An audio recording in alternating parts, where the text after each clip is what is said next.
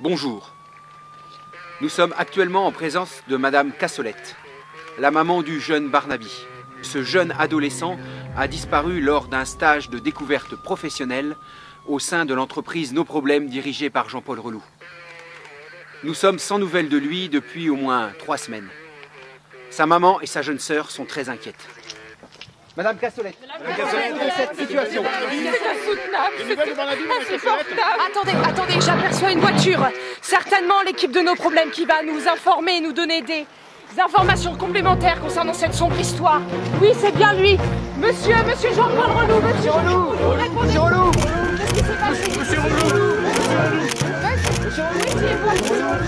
Les réponses.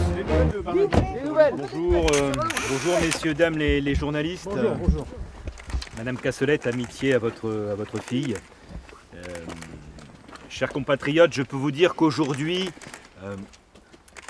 le temps s'est arrêté. Monsieur Jean-Paul Reloux, que s'est-il passé dans cette histoire de zombies avec Monsieur Tortillas? Oui.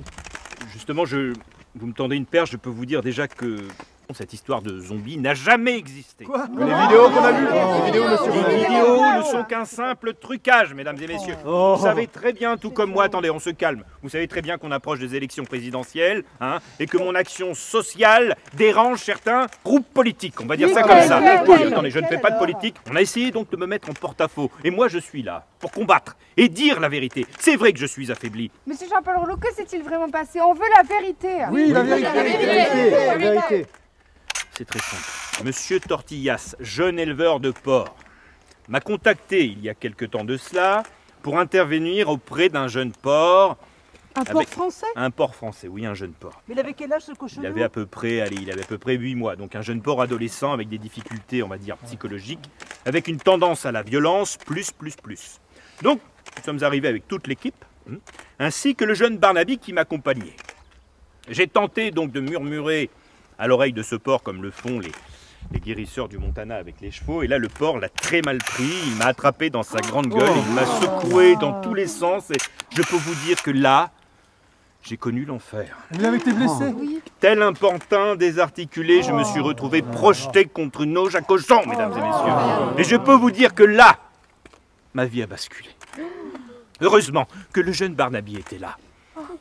Il a attrapé le porc de toutes ses forces, a commencé à lui faire une sorte de planchette japonaise. Et là, ils se sont battus, ils se sont mêlés tous les deux dans une bataille sans merci et sans fin, mesdames et messieurs. Mais comme vous le savez, j'ai tendance à faire de l'hypoglycémie et j'ai donc fait une pause déjeuner, parce que là, c'était pas possible de voir ce spectacle affreux, tout ce désordre.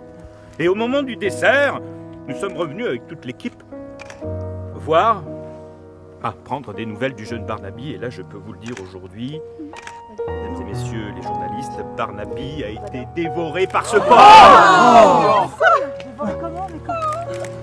Dévoré comment? Je ne vais pas vous faire un croquis. Je n'ai jamais vu un porc avec autant d'appétit. Je peux vous dire qu'aujourd'hui, on ne sait pas encore où sont les responsabilités de chacun. On ne sait pas encore si ce porc était conscient au moment des faits. On ne sait pas. Il a été donc héliporté aux abattoirs de Saint-Brice et on attend les résultats. Mais ne condamnons pas ce jeune porc. Attendons les résultats, s'il vous plaît. Madame Cassolette, Madame Cassolette, venez me voir. La réaction. Venez me voir. Madame Cassolette, je comprends. Madame Cassolette, je comprends votre émotion, mais ce fils est un héros. Madame Cassolette, je vais vous demander une dernière chose. Il faut identifier donc votre fils. Tiens, Benoît, passe-moi le sac. Écartez-vous. En même temps, c'est aussi une sorte de souvenir. Je vais vous demander si ceci est bien votre fils. On recule, s'il vous plaît, on recule. Attendez, on identifie, s'il vous plaît, on fait de l'identification. Est-ce que ce pied est bien votre fils? Oui. Bon. Madame Barnaby, je peux vous dire que ce pied, on recule, s'il vous plaît, on recule. Ce pied est aussi un membre de votre famille. Il est même plus que ça, c'est aussi un symbole. C'est aussi, mesdames et messieurs, un premier pas vers l'avenir, tous ensemble, avec Madame Cassolette. Madame Cassolette, je vais vous demander une dernière chose devant les journalistes. Voulez-vous bien, aujourd'hui, prendre votre pied? Oui. Acceptez-vous, attendez, acceptez-vous de prendre votre pied, c'est important. Voilà, attention, tenez-le, attention au moignon, voilà, c'est fragile, hein. Voilà, c'est très bien, voilà, c'est très bien. Monsieur Tortillas était dans l'embarras, forcément, avec cet accident.